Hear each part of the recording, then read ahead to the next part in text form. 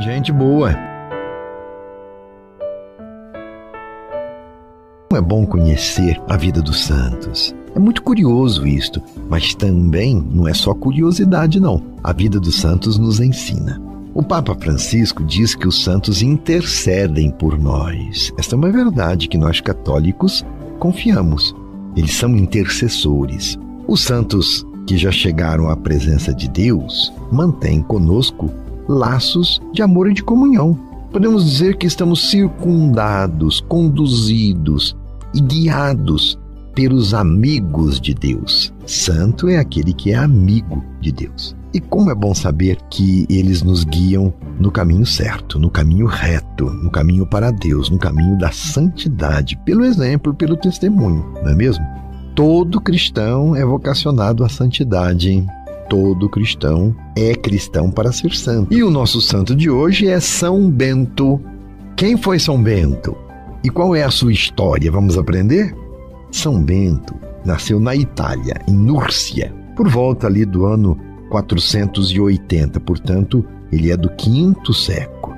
E foi definido por São Gregório, um outro santo, como um astro luminoso em uma época dilacerada por uma grave crise de valores.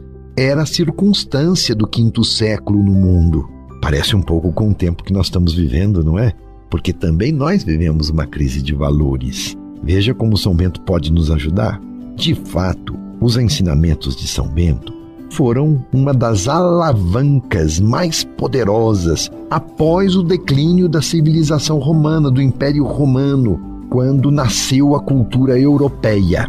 Porque a Europa nasce quando o Império Romano declina. A obra mais importante de São Bento, que era irmão de Santa Escolástica, veja, ele teve uma irmã santa. A obra mais importante de São Bento foi a composição da regra escrita por volta do ano 530. E trata-se esta regra de um manual, um código de orações para a vida no mosteiro, para a vida monacal. São Bento então exorta os monges, aqueles que queriam buscar um caminho de santidade na vida contemplativa, a ouvirem com o coração e a jamais perderem a esperança na misericórdia de Deus. A espiritualidade de São Bento se tornou não só um farol para aqueles que tinham a vontade de viver dentro de um mosteiro para o monacato, mas também uma fonte providencial de esperança para o destino da Europa como um todo. Depois daquele tempo de opressão do Império Romano e de situações políticas degradantes, a Europa precisava de um farol, de uma luz, de aquecer os corações, de pensar grande, de não desanimar. E São Bento ajudou o povo daquele tempo e nos ajuda hoje também. A festa de São Bento é celebrada no dia 11 de julho. Ele estudou ciências liberais e viveu um período difícil quando os bárbaros invadiram o Império Romano. E nesse contexto, ele, indignado, vai viver numa gruta. Interessante, né? Ele se retira de um mundo que era caótico e passa a viver no alto de um penhasco. Sozinho viveu como eremita, quer dizer, alguém que se consagra para uma vida solitária, para ter uma única relação, a relação com Deus. E assim fez São Bento. Dedicou então a sua vida à oração durante 3 anos. E durante esse tempo ele foi alimentado por um seu colega monge, com pão e com água, que eram levados até ele através de um cesto que era erguido até chegar à altura do penhasco onde ele vivia. Que coisa interessante, né? E nessa vida de renúncia e sacrifício, São Bento inspirou outros jovens. Então esses jovens começaram a visitá-lo constantemente e em pouco tempo acabou o sossego de São Bento. E parte dessa experiência fez com que ele começasse a amadurecer cada vez mais a ideia de fundar um mosteiro, quer dizer, um local para reunir estes jovens que queriam viver uma espiritualidade mais radical. Aos 40 anos, ele saiu da gruta e foi para o sul de Roma para fundar o que seria mais tarde o maior centro de vida beneditina de todos os tempos, o Mosteiro de Monte Cassino, que existe até hoje. E ali, no Mosteiro de Monte Cassino, foi seguido o rumo que São Bento escolheu.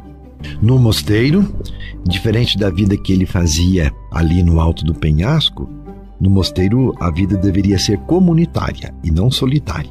E sob a direção de um superior, de um abade. Assim fundou mais de 12 mosteiros, onde cada vez mais famílias enviavam seus filhos jovens para iniciar os estudos e seguir a famosa regra de vida de São Bento. A regra de São Bento não era algo fora do alcance de ninguém. Muito simples, aliás. E é ainda muito simples, porque é a mesma regra seguida nos mosteiros. E, igualmente, é uma regra importante para todos nós, deveríamos conhecê-la. Agora podemos resumi-la em 2 palavras: orar e trabalhar. Trabalhando, a mente está ocupada e propicia aos seres humanos crescimento e desenvolvimento. E rezando, a pessoa está em sintonia com Deus, que quer que vivamos e vivamos abundantemente. Todos os devotos de São Bento têm como símbolo a sua medalha. Você já ouviu falar da medalha de São Bento? Criada pelos monges beneditinos ali por volta do ano 547. Olha como essa medalha é antiga. Logo após a morte de São Bento. A medalha de São Bento é a síntese da história deste santo e foi totalmente inspirado na sua vida, na sua obra e na sua oração. A medalha, como outros símbolos cristãos, é considerada pela Igreja um sacramental, isto é, um sinal visível ao alcance das nossas mãos, para nos inspirar a que estejamos sempre na presença de Deus. Todo sinal é assim. As imagens que temos é para que nós nos disponhamos no coração a este encontro com Deus. E não é, de maneira alguma, um amuleto, hein? A medalha de São Bento não é um amuleto, um objeto de poderes mágicos, mas um símbolo maravilhoso de uma espiritualidade profunda que conduz nossa vida para o bem, para Deus e para a proteção contra os ataques do maligno, seja no campo material como também no campo espiritual. A medalha de São Bento ressalta a cruz de Cristo e também está ali a imagem de São Bento. Traz um conjunto de letras que são as iniciais de frases latinas, dizendo da força da cruz de Cristo, que nos livra do pecado e dos males deste mundo e também nos livra do maligno. Aquelas letras são iniciais, então, de frases latinas que dizem sobre isso. Quando rezamos com a medalha de São Bento, nós nos sentimos amparados por Deus, porque entramos em sintonia com Ele. O símbolo nos ajuda a rezar. O importante para São Bento e também para nós é cultivar a oração, o amor ao trabalho e não faltar com a caridade e o amor ao próximo. Junto com São José, São Bento também é invocado como padroeiro da boa morte, porque ele teve uma morte santa, na graça de Deus. Por isso, levar consigo a medalha de São Bento também é pedir a Deus a graça de viver bem para morrer bem, fazer o bem para a vida se eternizar no sumo bem que é Deus.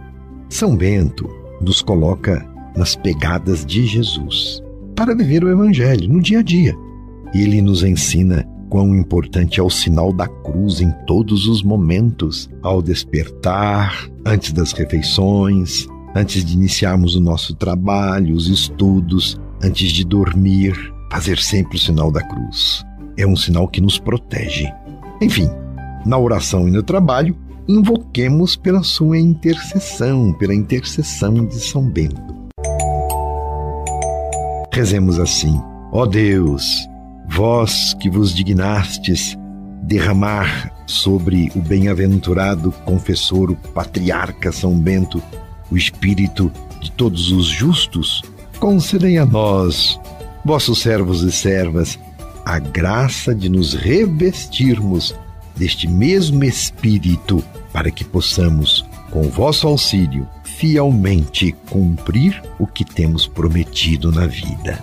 Por Cristo, nosso Senhor. Amém. Meu abraço e minha bênção.